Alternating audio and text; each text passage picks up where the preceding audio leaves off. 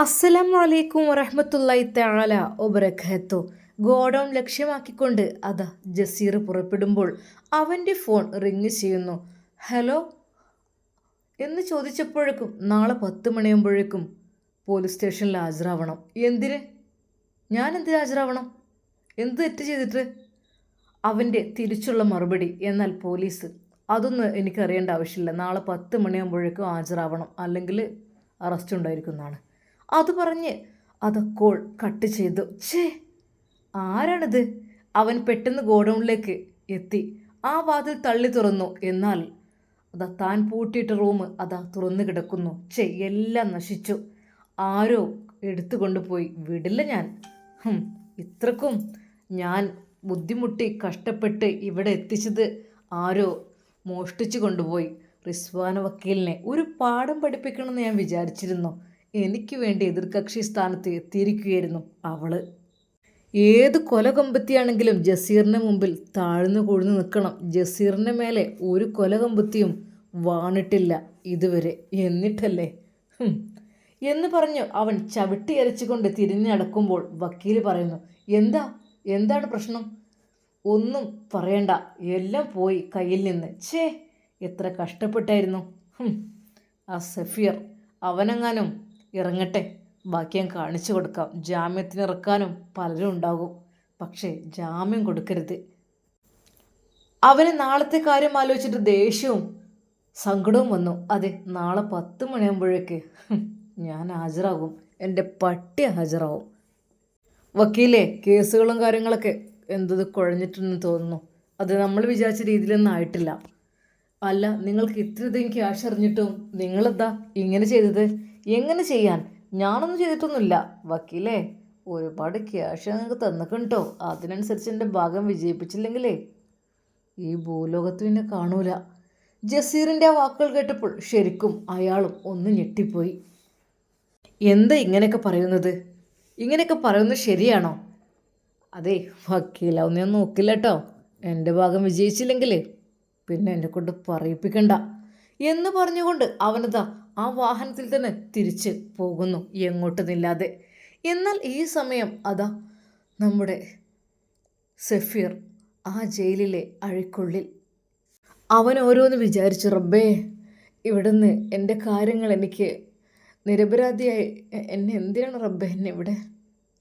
സാരമില്ല, പക്ഷേ എൻ്റെ നിസ്കാരം, എൻ്റെ നോമ്പ്, എൻ്റെ ഇബാദത്ത്, അതിനെക്കുറിച്ചൊക്കെ എനിക്ക് നല്ല ടെൻഷനുണ്ടല്ലോ. നോമ്പ് നോൽക്കാനൊക്കെ ഇവിടുത്തെ കാര്യങ്ങൾ എങ്ങനെയൊക്കെ ഏതൊക്കെ എനിക്കറിയുന്നില്ല. ജയിലിൽ കഴിയുന്ന ഒരാളുടെ അനുഭവങ്ങൾ ഏതൊക്കെ എനിക്ക് പരിചയമില്ല. അത് വളരെയധികം പ്രയാസമേറിയതാണ്. ഒരു മുസ്ലിം യുവാവിനെ സംബന്ധിച്ചിടത്തോളം, അതായത് തൻ്റെ വിശ്വാസവും ജയിൽ ജീവിതത്തിലെ വെല്ലുവിളികളും എങ്ങനെ ഒത്തുപോകുന്നതെന്നത് വല്ലാത്തൊരു വിഷമം തന്നെയാണ്. പഠിച്ചവനെ റബ്ബേ, അല്ലാ, റമദാനൊക്കെ വരികയാണല്ല. 5 വർഷം തടവെന്നൊക്കെ പറഞ്ഞാൽ റമദാൻ കാലഘട്ടം ജയിലിലേറെ പ്രയാസകരായിരിക്കും. കൃത്യസമയത്ത് നോമ്പ് തുറക്കാനുള്ള ഇഫ്താർ, അതുപോലെ ഭക്ഷണം, അതൊന്നും ഒരിക്കൽ പോലും ജയിലിൽ കഴിയുന്ന ആളുകൾക്ക് ഉണ്ടാവാൻ ചാൻസ് ഇല്ല.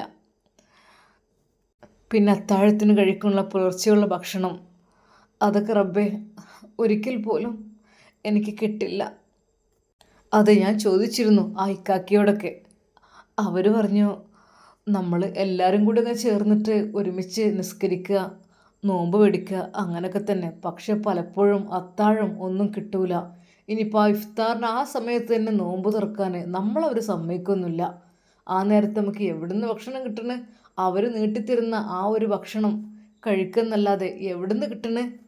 വിചാരണ തടവുകാരനായി കഴിയുന്ന ഒരാളെ സംബന്ധിച്ചിടത്തോളം തൻ്റെ നിരപരാധിത്വം തെളിയിക്കാനുള്ള നിയമ പോരാട്ടവും അടുത്ത കോടതി അവധിയിലേക്കുള്ള കാത്തിരിപ്പും വളരെയധികം ക്ഷമ ആവശ്യപ്പെടുന്ന ഒന്നാണ്. നീതി ലഭിക്കുമെന്ന പ്രതീക്ഷയിലാണ് ഓരോ ദിവസവും ഓരോരുത്തരും തള്ളി നീക്കുന്നത്. ഒരു വ്യക്തിയുടെ അനുഭവങ്ങൾ, അയാൾ ജയിലിലാകാൻ ഇടയായ സാഹചര്യം, ജയിലിൻ്റെ സ്വഭാവം എന്നിവയെ ആശ്രയിച്ച് മാറിക്കൊണ്ടിരിക്കും. അത് ശരിക്കും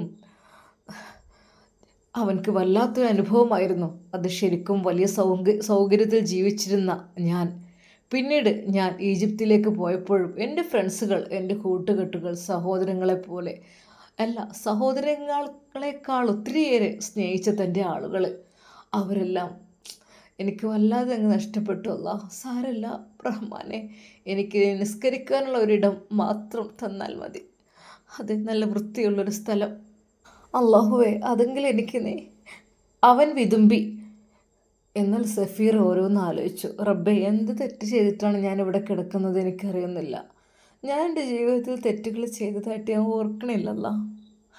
ഞാൻ ഒരാളെയും ഉപദ്രവിച്ചിട്ടില്ല, കൊന്നിട്ടില്ല. പഠിച്ചവൻ എൻ്റെ ജീവിതം തന്നെ പാഴായിപ്പോയല്ലോ റബ്ബേ. ഞാൻ പഠിക്കാൻ വേണ്ടി, ഇൽമ പഠിക്കുവാൻ വേണ്ടി പോയതാണ് റബ്ബേ. അവിടേക്കാണല്ലോ ആ കേസിൻ്റെ മെയിൽ വന്നത്. റബ്ബേ, ആരായിരിക്കും ഇതിൻ്റെ പിന്നിൽ?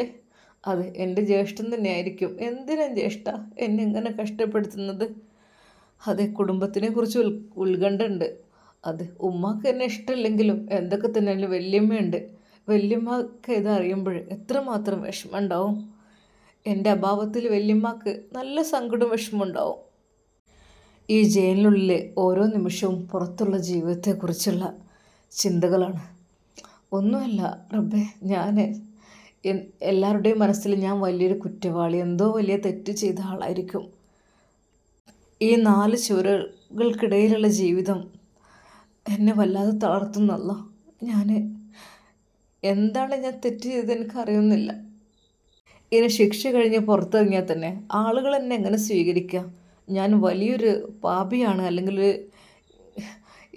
അത്രയ്ക്ക് എന്തോ ഒരു ക്രിമിനലായി മാറിയിരിക്കുകയാണ്. എനിക്ക് മാന്യമായ ഒരു ജോലി ലഭിക്കുമോ? അല്ല, ഒന്നുമില്ലെങ്കിൽ എന്നെ ഇനിയിപ്പോൾ കോളേജിലേക്ക് ഞാൻ പോയാൽ തന്നെ അവരെല്ലാവരും എന്നെ സ്വീകരിക്കുമോ? ജയിൽ ശിക്ഷ കഴിഞ്ഞ് വരിക എന്നൊക്കെ പറയുമ്പോൾ, അതോ എന്നെ കുറ്റവാളിയായി കാണുമോ റബ്ബേ? അവൻ്റെ ചിന്തകൾ അങ്ങനെ പരതിക്കൊണ്ടിരുന്നു. എന്നാൽ ഈ സമയം ഹോസ്പിറ്റലിൽ അതാ റിസ്വാന വക്കീലിന് ബോധം തെളിഞ്ഞ് ഉഷാറായി വരുന്നു. ഒരു നിമിഷം അവൻ തൻ്റെ കക്ഷിയാണ് ഓർത്തത്. അല്ലാ, എവിടെ സഫീർ? എവിടെ സഫീർ? ശരിക്കും ആ ഒരു ഉണർച്ചയിൽ തന്നെ അവൾ അത് ചോദിക്കുന്നത്. ചുറ്റുഭാഗത്തുമുള്ളവർ ശരിക്കും ആകാംക്ഷയോടെ നോക്കിയിരുന്നു. എന്താ ചോദിക്കുന്നത്? അതെ, ഞാൻ കേസിന് വേണ്ടി വാദിക്കുവാൻ പോയ സഫീർ, അവനെവിടെ? എനിക്ക് അവനെ ഒന്ന് കാണണം. കുറച്ച് കഴിഞ്ഞിട്ട് പോരെ? റെസ്റ്റ് എടുത്തിട്ട് പോരെ? വക്കീലെ, നിങ്ങൾ ഇത്രമാത്രം. ഇല്ല, എനിക്ക് പ്രശ്നമില്ല, നോ പ്രോബ്ലം.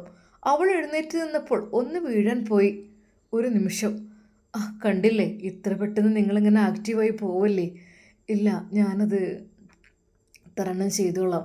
എന്നെ എങ്ങനെയെങ്കിലും നിങ്ങൾ ജയിലിലേക്ക് എത്തിക്കൂ. സഫീർ എവിടെയാണെന്ന് ചോദിച്ചാൽ എന്താ ആരും എനിക്ക് മറുപടി തരാത്തത്? സഫീർ ഇപ്പോൾ തടവിലാണ്. ഒരു നിമിഷം അവൾ ഞെട്ടിത്തെറിച്ചു പോയി. പഠിച്ചോനെ, ഏത് കോടതിയാണിത് വിധിച്ചത്? ഒരു നിരപരാധിയെ ഇത്രമാത്രം കുറ്റപ്പെടുത്തുവാൻ ഈ കോടതിക്ക് എങ്ങനെ കഴിഞ്ഞു? ആരാണത് വിധിച്ചത്? അതെ, അവളുടെ ശക്തി പുറത്തു വന്നുകൊണ്ടിരുന്നു. അവളുടെ വക്കീലത, ആ വക്കീലിൻ്റെ ശബ്ദങ്ങൾ പുറത്തേക്ക് ഒഴുകിക്കൊണ്ടിരുന്നു. എന്ത് കാര്യത്തിൽ? എന്ത് തെളിവിൽ? ഒരു തെളിവും കാര്യങ്ങളും ഒന്നുമില്ലാതെ ഒരാളെ ഇത്രമാത്രം ഇങ്ങനെ ചെയ്യാൻ പാടുണ്ടോ? ശരിക്കും ആ വക്കീലിനെ എല്ലാവരും ബഹുമാനിച്ചു. അതെ, അവളിൽ പല പല ചിന്തകൾ വന്നുകൊണ്ടിരുന്നു. എന്നെ കിഡ്നാപ്പ് ചെയ്തിട്ട് മറ്റുള്ളവർ ജയിലിൽ കയറ്റി.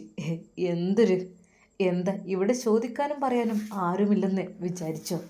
എന്നെ പെട്ടെന്ന് തന്നെ കൊണ്ടുപോകൂ, എനിക്ക് 1-2 കാര്യങ്ങൾ സംസാരിക്കാനുണ്ട്. എന്നാൽ അവർ വക്കീലിൻ്റെ കാര്യം ഡോക്ടറോട് ചോദിച്ചപ്പോൾ ഡോക്ടർ പറഞ്ഞു, അതങ്ങനെ പെട്ടെന്ന് ഒന്ന് ടയേർഡല്ലേ, 2 ദിവസമൊക്കെയായി, അങ്ങനെയല്ലേ, ഒന്ന് റെസ്റ്റ് എടുത്തിട്ട് പോയാൽ പോരെ. എന്നാൽ റിസ്വാന വക്കീലിന് അതിന് താമസമില്ലായിരുന്നു. നിരപരാധികളെ ശിക്ഷിക്കുന്നത് എനിക്ക് കാണാൻ കഴിയില്ല. ഞാനൊരിക്കലും ഈ ഒരു ജോലിയിൽ വാദിക്കുവാൻ വേണ്ടി മാത്രമല്ല വന്നത്. അതെ, പാവപ്പെട്ട, അല്ലെങ്കിൽ ഒരു തെറ്റും ചെയ്യാത്ത ഒരുപാട് പാവങ്ങളുണ്ട്. അവരെ രക്ഷിക്കുവാൻ വേണ്ടിയിട്ടാണ് ഞാൻ ഇതിൻ്റെ കൂടെ സ്റ്റഡി ചെയ്യുന്നുണ്ട്. അതിനിടയിൽ എൻ്റെ ആഷി ഉസ്താദ് വിളിച്ചപ്പോൾ മാത്രമാണ് ഞാനിങ്ങോട്ട് വന്നത്. അതെ, ഈ ഒരു കേസ് എനിക്ക് ഏറ്റവും അനിവാര്യമായി വിജയിപ്പിക്കേണ്ട കേസാണെന്ന് എനിക്ക് തോന്നി. അതുകൊണ്ട് മാത്രം, അതുകൊണ്ട് ഒരിക്കൽ പോലും എന്ത് ചെറ്റത്തരമാണ് എല്ലാവരും ചെയ്തത്. ആ ഒരു നിരപരാധിയെ ജയിലിൽ കൊണ്ടുപോയിട്ടെന്നോ? ആരാണിതിന് പിന്നിൽ പ്രവർത്തിച്ചത്? റിസ്വാന വക്കീൽ പൂർവാധികം ശക്തിയോട് കൂടെ നേരെ അതാ സ്റ്റേഷനിലേക്ക് പോകുന്നു. വക്കീലിനെ കണ്ടപ്പോൾ തന്നെ പോലീസുകാരെല്ലാം ഒന്ന് ഭയന്നു. വക്കീലെ, ആരാണ് സഫീറിനെ ജയിലിലേക്ക് കൊണ്ടുപോയത്? അത് ഞങ്ങളല്ലല്ലോ, ഞങ്ങൾക്ക് കൽപ്പന പോലൊക്കെ ചെയ്യാനല്ലേ പറ്റുള്ളൂ.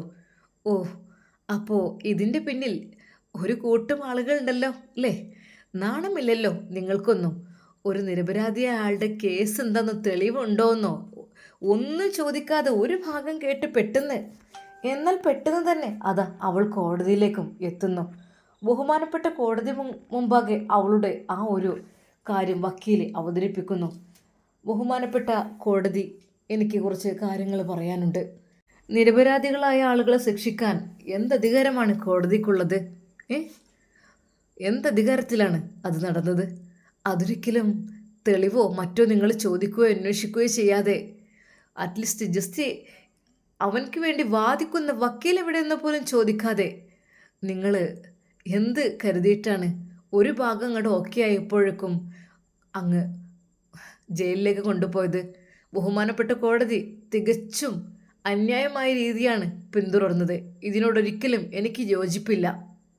ശരിക്കും ജഡ്ജി വരെ ഞെട്ടി അവരുടെ ചോദ്യത്തിനും പറച്ചിലിനും മുമ്പിൽ. അത് ഒന്നും പറയണ്ട, എനിക്ക് കുറച്ച് കാര്യങ്ങൾ എനിക്കും സംസാരിക്കുവാനുണ്ട്. നിരപരാധിയായ സഫീർ എന്ന വ്യക്തിയെ നിങ്ങൾ എന്തിൻ്റെ അടിസ്ഥാനത്തിലാണ് ജയിലിലേക്ക് കൊണ്ടുപോയത്? എന്തെങ്കിലും ഒരു തെളിവില്ലാതെ നിങ്ങളങ്ങനെ കൊണ്ടുപോകാൻ പാടുണ്ടോ? അപ്പോഴേക്കും മറ്റൊരു വക്കീൽ, മാഡം, അത് ഇവിടുത്തെ എന്ന് വെച്ചാൽ മറുഭാഗത്താരും പറയാനും പ്രവർത്തിക്കാറില്ല, അവനൊന്നും മിണ്ടുന്നില്ല, പിന്നെ ഉറപ്പല്ലേ അവൻ കുറ്റവാളിയാണ്. ഒരാൾക്ക് മിണ്ടാൻ ഒരു പക്ഷേ എല്ലായിടത്തു നിന്നും കഴിഞ്ഞെന്ന് വരില്ല. അതിനു വേണ്ടിയിട്ടാണ് മറുഭാഗത്ത് മറ്റൊരു വക്കീലിനെ വെക്കുന്നത്. എന്നിട്ട് ഒന്നുമില്ലാതെ ഒരു ഭാഗം അങ്ങ് വിജയിച്ചു പോയി അല്ലേ? എന്നിട്ട് നേരെ അങ്ങ് അവനെ ജയിലിലേക്കും. നാണമില്ലല്ലോ നിങ്ങൾക്കൊന്നും? ശരിക്കും അവളുടെ മനസ്സിനുള്ളിലുള്ള ആ സങ്കടം പ്രകടിപ്പിച്ചു. അത് എല്ലാവരും റിസ്വാന വക്കീലിൻ്റെ ആ വാക്കുകൾക്ക് മുമ്പിൽ ഒന്ന് ഭയന്നു, ഒന്ന് പതറിപ്പോയി. മേഡം, ഇത് കോർട്ടാണ്. കോർട്ടിന് മുമ്പിൽ തന്നെയാണ് എനിക്കിതെല്ലാം അവതരിപ്പിക്കേണ്ടത്. ആരും ഇല്ലെന്ന് കരുതിയിട്ട് ഒരു നിരപരാധി എന്ന എന്താ നിങ്ങൾ പറയുന്നത്? അവർ എന്തൊക്കെ ചെയ്തിക്കണ്, എന്തൊക്കെ നിങ്ങൾക്ക് അറിയോ? ഏയ്, അങ്ങനെയുണ്ടെങ്കിലേ അങ്ങനെയുള്ള കേസിന് നിൽക്കില്ല. ഞാൻ സത്യസന്ധമായി ആരാണ് അവരുടെ കൂടെ നിൽക്കുള്ളൂ. അല്ലാതെ ഒരിക്കൽ പോലും നിങ്ങളൊക്കെ എന്തെങ്കിലും പറയുന്നുണ്ടെന്ന് വിചാരിച്ചിട്ട് ഞാൻ അതിനൊന്നും നിൽക്കില്ല. എല്ലാം അന്വേഷിച്ച് നോക്കിയിട്ട് മാത്രമേ റിസ്വാൻ എന്തിനും പുറപ്പെട്ടിട്ടുള്ളൂ. അല്ലാതെ അതിനിടക്ക് ആരെങ്കിലും എന്തെങ്കിലും പറയുന്നുണ്ടെന്ന് കരുതിയിട്ട് അതിൻ്റെ പിന്നാലെ പോകുന്ന സ്വഭാവം എനിക്കില്ല. അതെ, എവിടെ സഫീർ? എനിക്ക് കാണണം. അത് ജയിലിലാണ്. നമ്പർ പറയൂ. നമ്പർ 12. 12-ാം നമ്പർ ജയിലിലേക്ക് ഇട്ടടിച്ച നിരപരാധിയായ സത്യം പറഞ്ഞ റിസ്വാന വക്കീലിലെ ദേഷ്യവും സങ്കടവും ഒരുമിച്ചാണ് വന്നത്. എല്ലാവരെയും കണക്കിന് ചീത്ത പറഞ്ഞു. എന്നാൽ ഈ സമയം അതാ ജസീർ ആകെ ഭയന്നിരിക്കുകയാണ്. ഓഹ്, ഇനിയിപ്പോൾ നാളെ പോകണം. നാളെ സ്റ്റേഷനിൽ ഹാജരാവാൻ ജസീറിനെ കിട്ടില്ല. ഈ നിമിഷം തന്നെ ഇവിടെ നിന്ന് മുങ്ങുന്നതാണ് നല്ലത്. എന്നാൽ ജസീർ ആ നിമിഷം തന്നെ പെട്ടെന്ന് എമർജൻസി ടിക്കറ്റ് എടുത്ത് നേരെ അതാ ദുബായിലേക്ക് മുങ്ങുകയാണ്. എന്നാൽ ഈ സമയം റിസ്വാന വക്കീൽ സഫീറിനെ തേടിക്കൊണ്ട് ആ ഒരു ജയിലിൻ്റെ ഇടയിലൂടെ നടക്കുന്നു. തൊട്ടു പിന്നാലെയായിട്ട് പോലീസുകാരും ഉണ്ട്. എന്നാൽ റിസ്വാന വക്കീൽ വരുന്നത് കണ്ടപ്പോൾ അവർക്കെല്ലാവർക്കും ഒരു നിമിഷം ബഹുമാനത്തോടെ എല്ലാ പോലീസുകാരും ഒന്ന് കൈകൂപ്പി. എവിടെ 12-ാം നമ്പർ? അതിലെ ജയിൽ പുള്ളി എവിടെ? അത് മേഡം, അവന് പെട്ടെന്ന് ഇവിടെ കാണുന്നില്ലല്ലോ. ഇവിടുത്തെ ആൾ എവിടെയെന്നാണ് ചോദിച്ചത്. അവന് എന്താ അംഗസ്ഥാനം വരുത്താൻ ഉള്ളൂഹ് ചെയ്യാനോ എന്തോ പറഞ്ഞിട്ട് അങ്ങോട്ട് പോയിട്ടുണ്ട്. അല്പസമയം കഴിഞ്ഞപ്പോൾ അവൻ ഉള്ളൂഹ് ചെയ്തു വന്നു. അതാ അവിടെ നിസ്കരിക്കുവാൻ നിന്നു. എന്നാൽ റിസ്വാന വക്കീൽ അതെല്ലാം ദൂരെ നിന്ന് കണ്ടു. അവൻ ആ ഒരു ചെറിയ ഇരുട്ടറയിൽ, ആ ജയിലറയിൽ നിസ്കാരത്തിലേക്ക് പ്രവേശിക്കുന്നത് ശരിക്കും അവൾ കണ്ടു. ഒരു നിമിഷം അവൾ മാഷാ അല്ലാ, അതെ, ജയിലിലെ അപൂർവങ്ങളിൽ അപൂർവമായി കാണുന്ന ഒരു കാഴ്ച, നിസ്കാരം. അത് ശരിക്കും ആ കറക്റ്റ് സമയമായപ്പോൾ ഒരു നിമിഷം റിസ്വാന വക്കീൽ ആ ഒരു കാഴ്ച കണ്ടു നിന്നു. റബ്ബേ, അല്ലാ, പാവം.